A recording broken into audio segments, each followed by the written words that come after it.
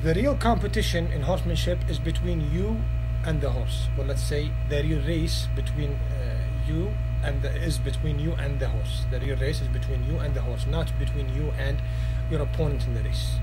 And in so many competitions in horsemanship or in horses, like show jumping, flat racing, endurance riding, the idea is very simple. You have to win. It doesn't matter how. The end justifies the means for them. So their goal, their aim is the people, the crowd, the competitors in the competition, not the horse himself. But in true horsemanship, the real competition is between you and him, you and the horse, which means the end does not justify the means. You care about how you do it more than just doing it. And this is the real art, in my opinion. An art is completely different than the sport. Horsemanship is an art, not a sport. Competitions are a sport, not an art. That's why if you bring someone from flat racing or endurance riding or show jumping and make him or her ride the horse bareback, no spurs, no whip, no martingale, alone in an open place, let's say, for 2 weeks or 3 weeks, most of them, 90% of them, will actually stop riding the horse because they think that there is no, let's say, meaning of riding the horse alone. It makes no sense to them. So if there is no crowd and no one competing with you, then there is no reason to ride the horse or deal with the horse. But the real horsemanship is about dealing with the horse. The rest does not matter. The crowd does not matter. The competitors do not matter. The money or the, let's say, the price or the gift after the victory does not matter.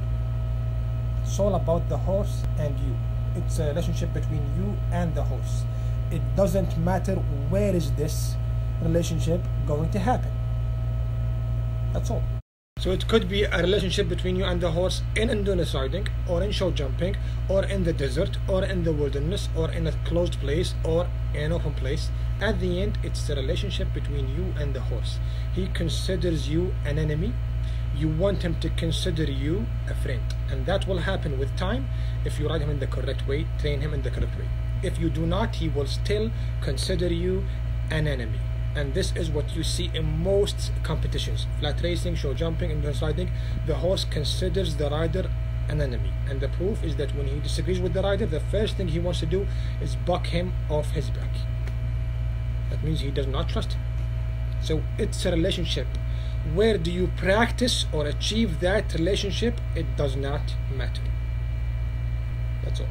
Which means if you do it alone, no people, no competitors, no crowd, so what? It's actually more fun sometimes.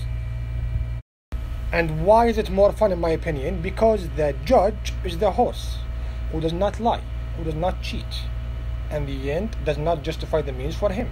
So you have to do everything you want to do in the right way, otherwise he will tell you that you are wrong. He will show you that you are wrong.